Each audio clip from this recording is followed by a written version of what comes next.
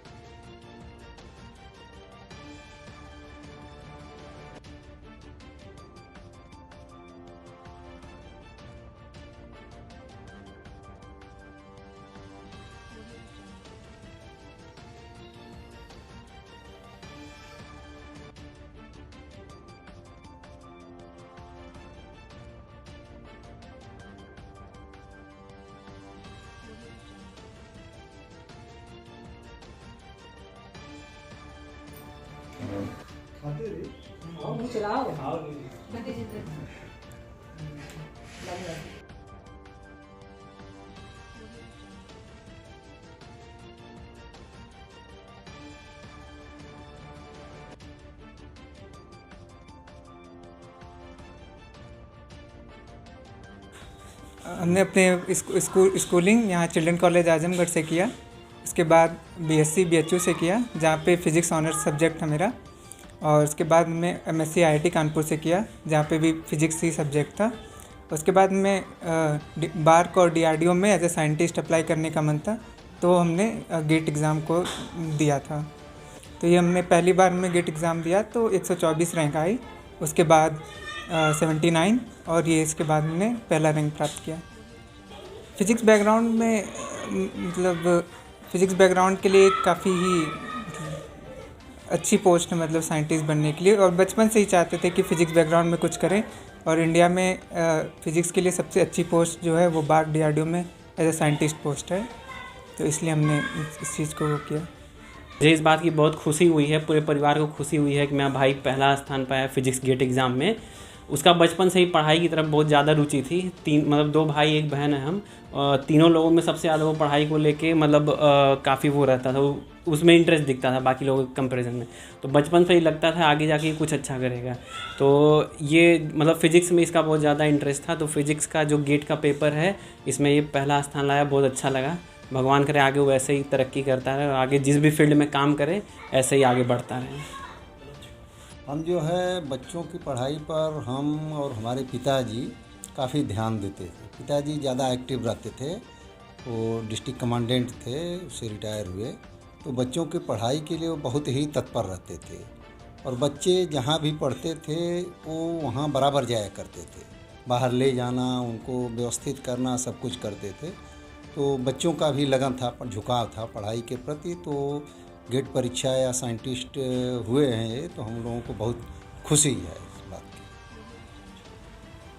हाँ, हमको बहुत खुशी है और ज़िंदगी की सबसे बड़ी खुशी यही हमको है कि सबके बच्चे इसी तरह निकले। आपका स्कूलिंग आज चिल्ड्रन कॉलेज आजमगढ़ से किया है और यहाँ पे हमने उसके बाद BSc BHU से किया, जहाँ पे फिज़िक्स ऑनर्स मेरा सब्जेक्ट था। तो वहाँ से एक फ़िज़िक्स पसंद आना शुरू हुआ हमें। दोस्तों का ग्रुप था और सब कोई डिस्कस करता था तो फिज़िक्स अच्छा लगने लगा। उसके बाद हमने IIT जैम एग्ज़ाम क्रैक किया, जिसके थ्रू हमने IIT कानपुर से फिज़िक्स MSc से किया।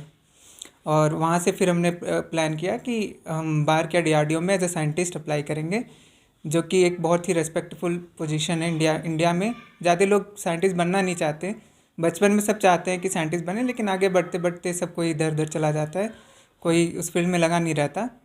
तो फिर हमने गेट की परीक्षा ट्राई की और फर्स्ट रैंक पाया। इस क्षेत्र में यूपीएससी का ज़्यादा डिमांड, बच्चे बहुत आगे पढ़ते हैं तो यूपीएससी क्रैक करना चाहते हैं, तो कैसे बेहतर है या क्या क्या कंपैरिजन है, किस तरह से आप अपने क्षेत्र में बेहतर मानते हैं? देखिए, इंडिया में हम देखें तो कंडीशन साइंटिस्ट, ज़्यादा लोग साइंटिस्ट की तरफ झुकाव नहीं देते हैं, और हम देखते हैं कि हमारे साइंस एंड टेक बहुत ही पिछड़ा हुआ है बाकी देशों के कंपैरिजन में, क्योंकि ज़्यादातर लोग इधर सिविल सर्विसेज बाकी एग्ज़ामों को ज़्यादा प्रेफर करते हैं। बट हमें इंडिया में चाहिए कि साइंस थोड़ा ज़्यादा आगे बढ़े, इसके लिए हम चाहते हैं कि बच्चे भी इधर एज ए साइंटिस्ट देखें चीज़ों को। तो इन सब के बीच में आपके मम्मी पापा ने, परिवार ने कैसे साथ दिया और आप इस मुकाम पर पहुंचे, तो अपनी सफलता का श्रेय किसे देना चाहेंगे?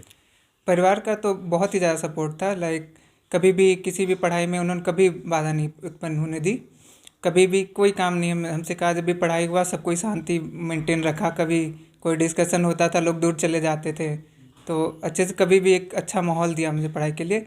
और मेरे बाबा थे जिनकी कुछ सालों पहले देहांत हो गया, उन्होंने बहुत ज़्यादा सपोर्ट किया पढ़ाई को लेकर। बचपन से ही उन्होंने पढ़ाई को एक बहुत ही महत्वपूर्ण वो अंग रखा हमारे उसमें जीवन में। आने वाली जनरेशन के लिए आप क्या कहना चाहेंगे, किस तरह से इस फील्ड में भविष्य है और लोग अपना कैरियर बना सकते हैं? बिल्कुल भविष्य है, थोड़ा कंपटीशन टफ है, लेकिन हाँ ज़रूरत है। हम इंडिया में एज ए साइंटिस्ट लोगों को अप्लाई करने की बहुत ज़रूरत है। लोग बाहर चले जाते हैं, लेकिन चाहते हैं कि लोग इंडिया में रह के काम करें, जिससे हमारा साइंस आगे बढ़े, बाकी दो देशों पे हमें डिपेंडेंट ना होना पड़े ज़्यादातर। आप अपने लिए अचीवमेंट अपने लिए क्या मानते हैं, क्या गोल है अगला? अगला हम चाहेंगे कि हम अपने फील्ड, जिस भी फील्ड में अप्लाई करें उसमें अच्छे से काम करें और देश को आगे बढ़ाने की कोशिश करें। इसके अलावा अभी आपने और कोई परीक्षा? हाँ, अभी हमने रिसेंट में यूपीएससी द्वारा कंबाइंड जियो साइंटिस्ट एग्ज़ाम में 8वीं रैंक प्राप्त करी है। तो ठीक।